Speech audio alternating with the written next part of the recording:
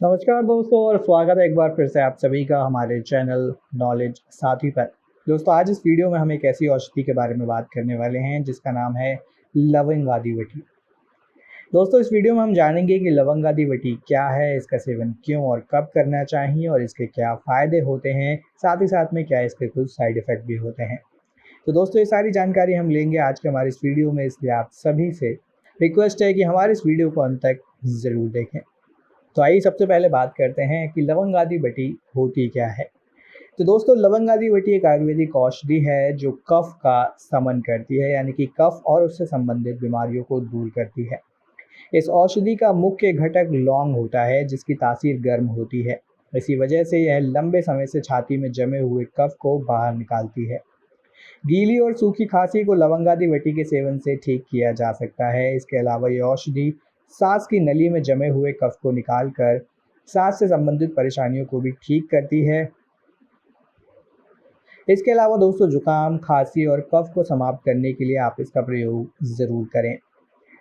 इस औषधि की दोस्तों 1 से 2 गोली दिन में चूसने से ही व्यक्ति को आराम मिल जाता है। अब दोस्तों अगर हम बात करें कि लवंग आदिवटी में ऐसी कौन-कौन सी जड़ी-बूटियाँ हैं या ऐसे कौन-कौन से घटक हैं जिनका प्रयोग किया जाता है, तो दोस्तों इसमें आपको देखने को मिलता है लौंग, बहेड़े का छिलका, पीपल, शकरतिगार, काकड़ा सिंगी, अनार का सूखा छिलका, दालचीनी, कत्था, सतमुलेठी, मुनक्का, आक के फूल, नौसादर, कपूर और सुहागे की खील।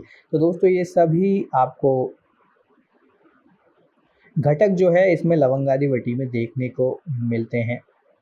अब इसे बनाया कैसे जाता है, तो दोस्तों इस औषधि को बनाने के लिए मुनक्का और आक के फूल को काट कर इनका क्वाथ बनाया जाता है।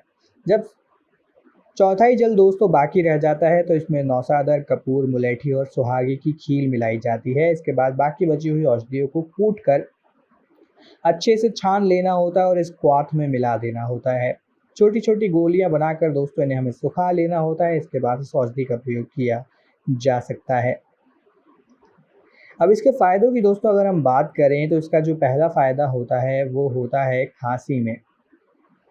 बार बार खांसी का होना, गले की खराबी के कारण लंबे समय तक चलते रहना। इसके अलावा ये औषधि दोस्तों खांसी से संबंधित इन सभी परेशानियों के लिए बहुत ही उत्तम औषधि है।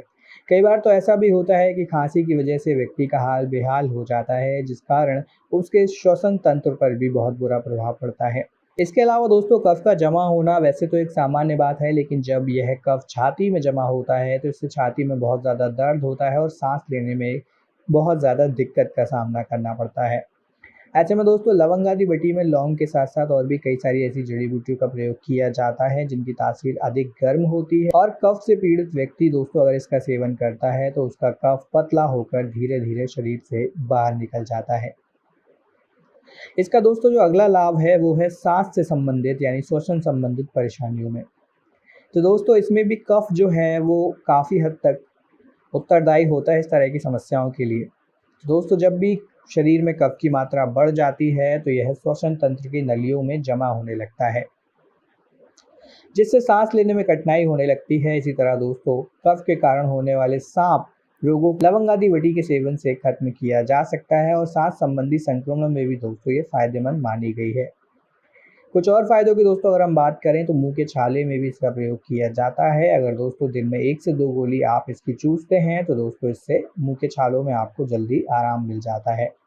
अब सवाल उठता है कि कितनी मात्रा में आपको इसका प्रयोग करना चाहिए, तो दिन में दोस्तों 1-1 गोली या 1 से 2 गोली का सेवन आप कर सकते हैं और इसे चूस कर दोस्तों आपको खाना होता है। तो इस तरह से अगर आप इसका प्रयोग करते हैं तो आपको इसके लाभ जल्दी देखने को मिलते हैं। हालांकि दोस्तों आपको इससे जुड़ी कुछ सावधानियों के बारे में भी ज़रूर ध्यान रखना चाहिए। अगर हम इससे जुड़ी कुछ सावधानियों की बात करें तो दोस्तों जिन लोगों को पित्त बहुत ज़्यादा रहता है, जिनके शरीर में पित्त की मात्रा ज़्यादा रहती है, उन्हें इस औषधि का सेवन कम मात्रा में करना चाहिए।